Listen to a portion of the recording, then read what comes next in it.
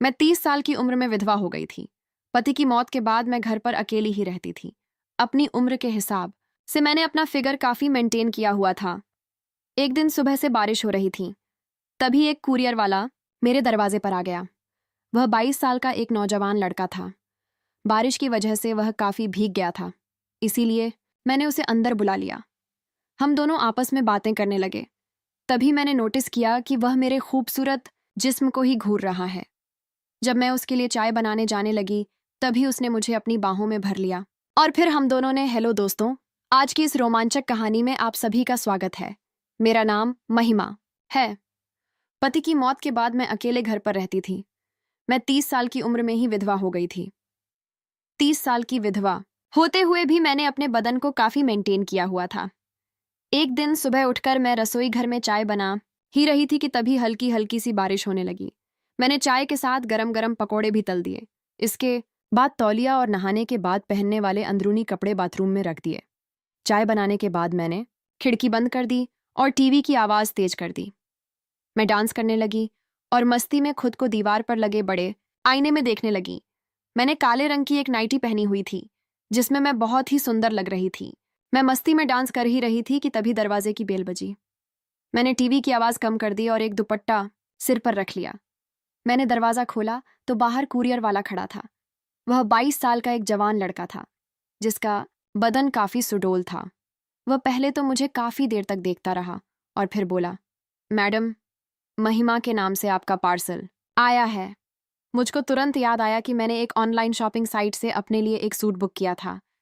मैं बोली, हाँ, मेरा ही नाम ही महिमा है। लड़के ने मेरा कुरियर मुझे थमा दिया और साइन करने के लिए मुझे पेन दिया। पेन देते समय उसके हाथ मेरी उंगलियों को छू गए थे। मैंने एक नज़र उसकी ओर देखा और दस्तखत कर दी।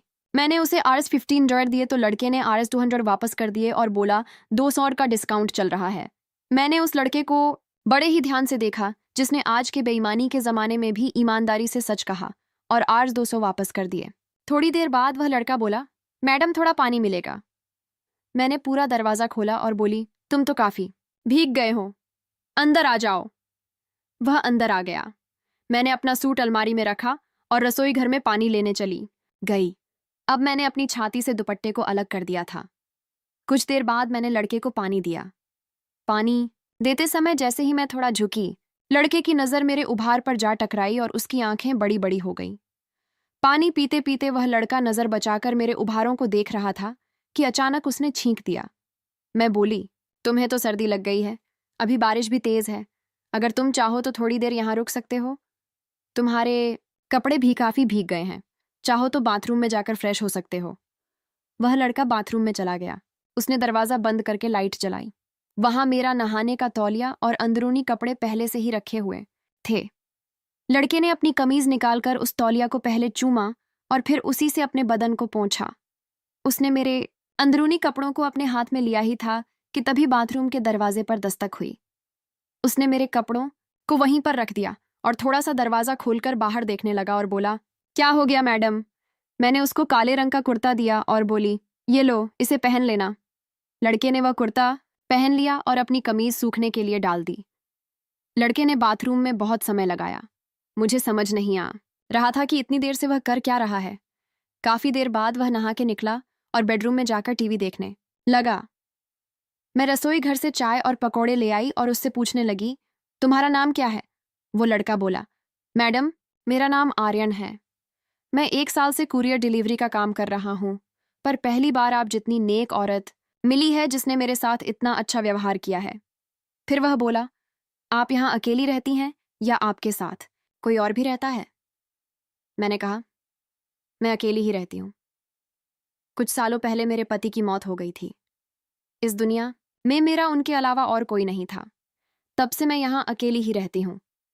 वो बोला सुनकर बहुत बुरा लगा, पर आपके पति की मौत कैसे हुई थी? मैंने कहा, एक कार दुर्घटना में उन्होंने अपनी जान गंवा दी। और इतना कहते कहते मैं रोने लग गई। आर्यन ने मेरा दुख बांटने की कोशिश की और अपने बारे में बताया कि उसने ग्रेजुएशन तक पढ़ाई की है और वह इस शहर में पिछले 1 साल से रह रहा है। वो यहाँ एक अच्छी नौकरी की तलाश में आया था, पर जब उसे कोई नौकरी नहीं मिली तो उसने एक कुरियर कंपनी में नौकरी शुरू कर दी। वह बहुत ही मासूमियत से मुझे अपनी ज़िंदगी के बारे में बता रहा था और मुझे भी अपना दुख बांटने का मौका मिला था। आज इतने दिनों बाद मुझे किसी से बात करके बहुत अच्छा लग रहा था। आर्यन एक बहुत ही सुलझा हुआ इंसान था। हम दोनों को बात करते करते कब 1 घंटा हो गया, हमें कुछ पता ही नहीं चला। मैं अपनी शादी का एल्बम उठा लाई और आर्यन को अपनी शादी की तस्वीरें दिखाने लगी। आर्यन बोला, सच कहूं तो तब आप किसी खूबसूरत अप्सरा से कम नहीं थी। मैंने मुस्कुराते हुए कहा, और अब क्या? अब मैं अप्सरा नहीं लगती? बस इतना बोलकर मैं मुस्कुराते हुए खाली प्लेट और कप लेकर रसोई घर में चली गई। मैंने आर्यन से कहा, तुम यहीं बैठो, तब तक मैं नहा के आती हूं। मैं नहाने की तैयारी कर रही थी और मैं यह भी नोटिस कर रही थी कि आर्यन सिर्फ और सिर्फ मेरी खूबसूरती ही निहार रहा है। मैं नहाने के लिए जा रही थी कि तभी वापस बेडरूम में आ गई। मुझे देखकर आर्यन हैरान रह गया। मैंने पूछा, तो बताओ, कैसी लगी मेरी शादी की एल्बम? आर्यन बोला, बहुत खूबसूरत। वह मेरे गले के नीचे देख रहा था और बड़ी ही मददोश सी आवाज में बोला, वैसे आप अभी भी कुछ कम नहीं हैं। आप अगर चाहो तो किसी का भी मन मोह सकती हो। यह सुनकर मैं एक खास अदा में मुस्कुरा दी। मैं नहाने चली गई और कुछ देर बाद मैंने बाथरूम से आवाज दी, आर्यन, मैं अपना तौलिया लेना भूल गई हूँ, प्लीज तौलिया दे दो मुझे। आर्यन आया और मुझे मेरी तौलिया पकड़ा दी, पर उसने मेरे साथ कोई हरकत नहीं की। मैं चाहती तो थी कि वह थोड़ी सी छेड़खानी करे, पर उसने ऐसा कुछ भी नहीं किया। कुछ देर बाद मैं नहाकर बाहर आई। मैंने काले रंग का लहंगा और काले रंग की चोली पहनी हुई थी। छाती पर दुपट्टा था और सिर पर तौलिया बंधा हुआ था। आर्यन मुझको देखकर भी अनजान बना टीवी देख रहा था। मैं आईने के सामने खड़ी थी। मैंने अपने पूरे बाल खोल दिए। मेरे धुल्ले मुलायम गीले खुले हुए बाल मेरी खूबसूरती को 4 चांद लगा रहे थे। आर्यन के मन में आया कि वह चुपके से उठकर मेरी कमर पकड़ कर उसे पूरी तरह दबा दे। तभी मैंने आर्यन की तरफ देखा। इससे आर्यन घबरा गया और अपनी चोर नजरों को टीवी पर लगा दिया। कुछ देर बाद मैं आर्यन के पास आकर बैठ गई और उससे बात करने लगी। बीच बीच में आर्यन का हाथ मेरे हाथ को छू भी जाता था, पर मैंने बुरा नहीं माना। पर इससे आर्यन की हिम्मत बढ़ रही थी और अब वह जानबूझकर मेरे हाथ को छूने लगा। इसी तरह दोपहर के 1 बज गए और बारिश धीमी हो गई थी। मैंने दोपहर का खाना बनाया और हम दोनों खाना खाने लगे। आर्यन ने पूछा, आप दोबारा शादी क्यों नहीं कर लेती? आप तो अभी जवान हैं और वैसे भी कोई पागल ही होगा जो आपसे शादी करने के लिए मना करेगा। मैं बोली, तुमने अभी तक शादी क्यों नहीं की? आर्यन बोला, माँ तो कई बार जिद करती हैं शादी के लिए, पर मैं ही टाल देता हूँ। मैं उनसे कह देता हूँ कि अभी तक मुझे कोई लड़की पसंद नहीं आई है, जब पसंद आएगी तो कर लूँगा। मैंने पूछा, तो कैसी लड़की पसंद है तुम्हें? वो बोला, वही जो आपकी तरह समझदार हो, घरेलू काम जानती हो, जो मुझे रोज गरम गरम चाय और बिल्कुल आप जैसे पकौड़े बनाकर खिला सके। मैं उसका भाव समझते हुए बोली, पर आर्यन, मैं तो तुमसे 8 साल बड़ी हूँ और विधवा भी हूँ। आर्यन बोला, तो क्या हुआ? आपके पति की मौत एक हादसे में हुई थी, पर इसका मतलब यह तो नहीं कि आप जिंदगी भर अकेली रहो। आपको भी खुश रहने का हक है और मैं आपको खुश रखूंगा। मैं अपनी चिंता जाहिर करते हुए पूछा, पर क्या तुम्हारे माता पिता मानेंगे? तुम एक जवान लड़के हो। अगर तुम एक विधवा से शादी करोगे तो हो सकता है कि तुम्हारे माता पिता तुमसे बात करना बंद कर दें। आर्यन मुझे समझाते हुए बोला, अरे शादी मुझे करनी है या मेरे मम्मी पापा को? तुमने वह कहावत नहीं सुनी कि जब मियाँ बीवी राजी तो क्या करेगा काजी? शाम के 4 बज चुके थे। तभी आर्यन के फोन पर एक कॉल आया। उसकी मम्मी ने फोन किया था। वह बात करने के लिए रसोई घर में चला गया। मैं दीवार से कान लगाए आर्यन की सारी बातें सुन रही थी। आर्यन ने भांप लिया था कि मैं पास में ही हूं।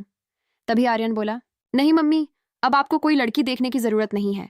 मुझे यहाँ एक लड़की पसंद है और मैं उसी से शादी करूंगा। यह सुनकर मैं शर्मा गई और नजरें बचाकर आर्यन को देखने लगी।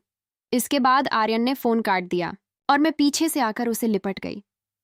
आर्यन ने मुझे अपनी बाहों में भर लिया और तभी बारिश दोबारा शुरू हो गई। मैंने आर्यन को रोका। मैं बोली, अगर बुरा ना मानो तो आज यहीं रुक जाओ। आर्यन का भी मन कर रहा था मेरे साथ पूरी रात रुकने का। मैंने कहा, मैं रसोई घर में सो जाती हूँ, तुम यहीं बेडरूम में सो जाओ। वो बोला, अरे ऐसे कैसे? ये घर तुम्हारा है, तुम बेडरूम में सो जाओ। मैं किचन में सो जाऊंगा और वैसे भी मुझे ज्यादा आराम की आदत नहीं है। मैंने कहा, हाँ, अभी यह घर तुम्हारा नहीं है, पर शादी के बाद तो तुम्हारा भी हो जाएगा। ये सुनकर आर्यन ने मुझे गले से लगा लिया और मेरे गालों पर एक जोरदार किस जड़ दिया। उसने मेरे शरीर से दुपट्टा अलग कर दिया। मैं भी आर्यन से पूरी तरह लिपट गई। वह मुझको चूमने लगा और फिर हम एक दूसरे में समा गए।